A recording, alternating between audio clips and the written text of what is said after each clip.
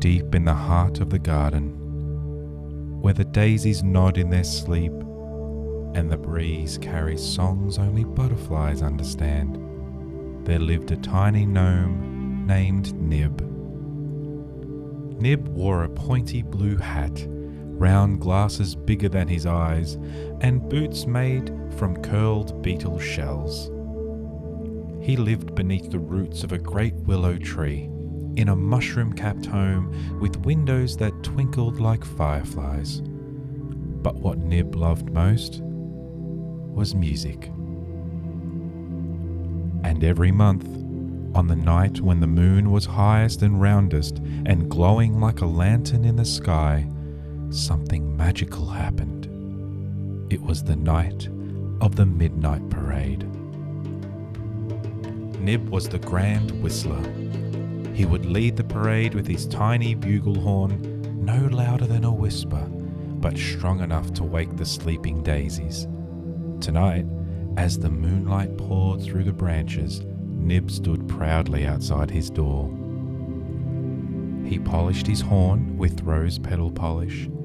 He checked the list of guests: Sir Tumble the Toad, the Fox Twins, the Lantern Snails, Madame Hewlett the Owl, and of course, the Firefly Choir.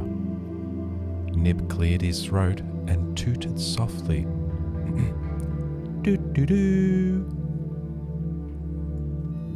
One by one, the guests appeared. Sir Tumble waddled up with a crown made of moss and a drum on his belly. The Fox Twins arrived with tambourines and ribbons in their tails.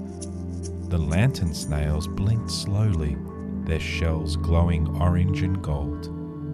Madame Hewlett glided down from a high branch, wearing a cape made of cobweb lace.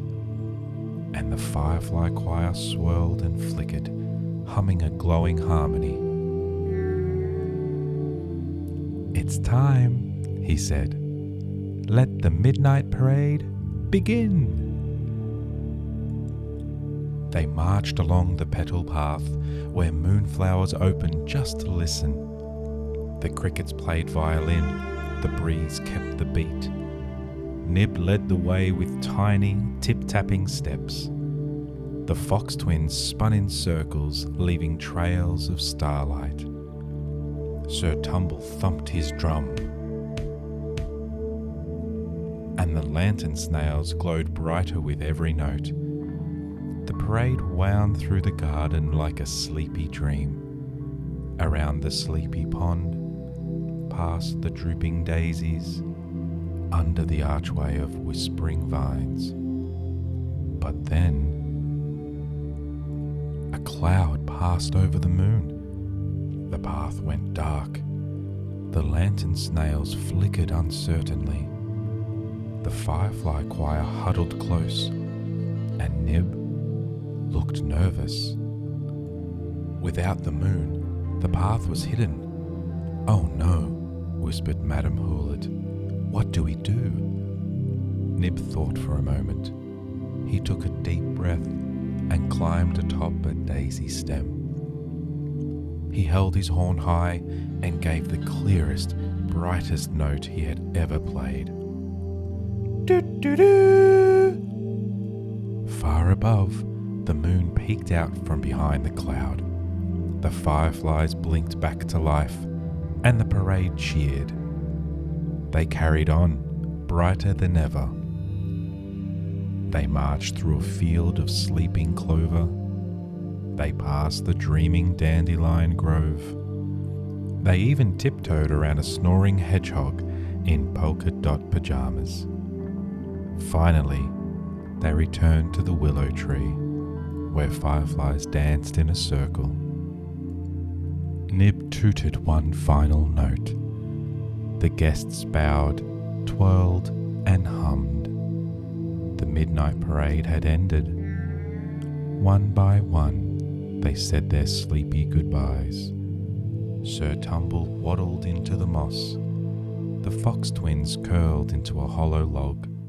The snails tucked into their shells, softly glowing. Madame Hewlett flew to her perch, her cobweb cape fluttering. and Nib went inside. He took off his hat, hung up his horn, and sat in his cozy mushroom chair. He sipped a tiny cup of honey tea and yawned. He opened his notebook and wrote, "Midnight parade, glorious, best yet. Moon hid but returned, everyone brave, everyone bright." He set down his pen, climbed into his walnut shell bed, and with moonlight peeking through the window, Nib the Gnome smiled in his sleep. Outside, the garden whispered, the crickets played on, and the stars watched over all. Good night, little listener. Let your dreams march gently tonight. May your parade be peaceful and your rest be bright.